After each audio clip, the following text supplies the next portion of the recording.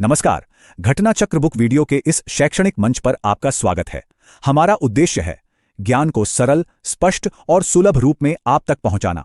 आइए आरंभ करते हैं अध्ययन और सफलता की इस यात्रा को। नमस्ते। साल 2025 के आखिरी दिनों में भारत ने दो बिल्कुल अलग अलग मोर्चों पर एक साथ कुछ बड़ा हासिल किया। एक कहानी है समंदर की गहराइयों की और दूसरी है हमारे देश की मिट्टी की। पहली नजर में तो ये दोनों बहुत अलग लगती हैं, है ना? पर क्या सच में ऐसा है? चलिए समझते हैं कि ये दोनों बातें आखिर कैसे जुड़ी हैं।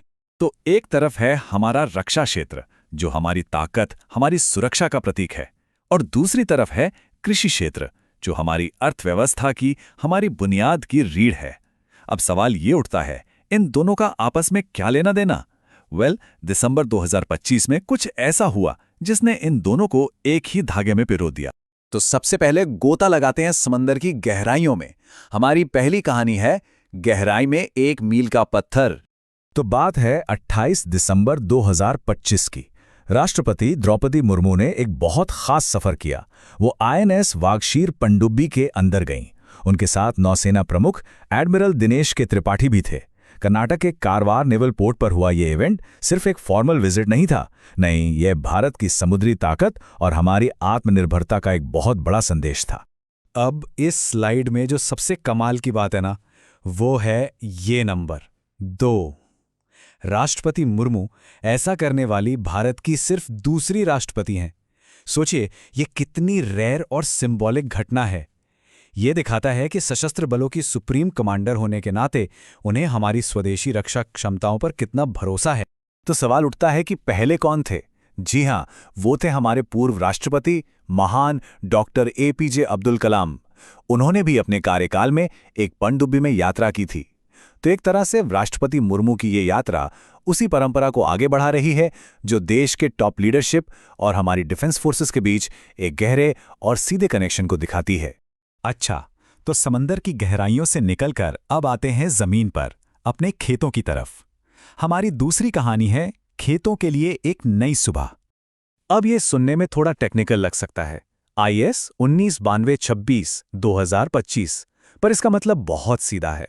ये इलेक्ट्रिक कृषि ट्रैक्टरों के लिए बनाया गया एक नया भारतीय स्टैंडर्ड है।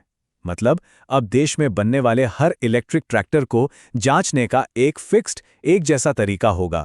इस नए स्टैंडर्ड को दिसंबर 2025 में केंद्रीय मंत्री प्रहलाद जोशी ने जारी किया, और इसे तैयार करने वाली संस्था कोई और नहीं बल्कि हमारा भारतीय मानक ब्यूरो यानी BIS है।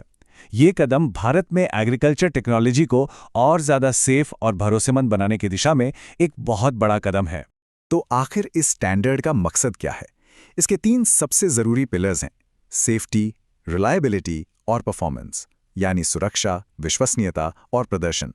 इसका सीधा सीधा मतलब ये है कि किसानों के हाथ में एक ऐसा इलेक्ट्रिक ट्रैक्टर आएगा जो सेफ भी हो, भरोसेमंद भी हो और खेतों में काम भी ज़बरदस्त करे। तो अब तक हमने 2 अलग अलग कहानियां देखीं, एक समंदर की, दूसरी खेत की। अब वक्त है इन दोनों को एक साथ लाने का, क्योंकि यही वो एक दृष्टिकोण है जो एक आगे बढ़ते हुए राष्ट्र की पहचान होता है, जहां देश की सामरिक शक्ति और बुनियादी विकास साथ साथ चलते हैं।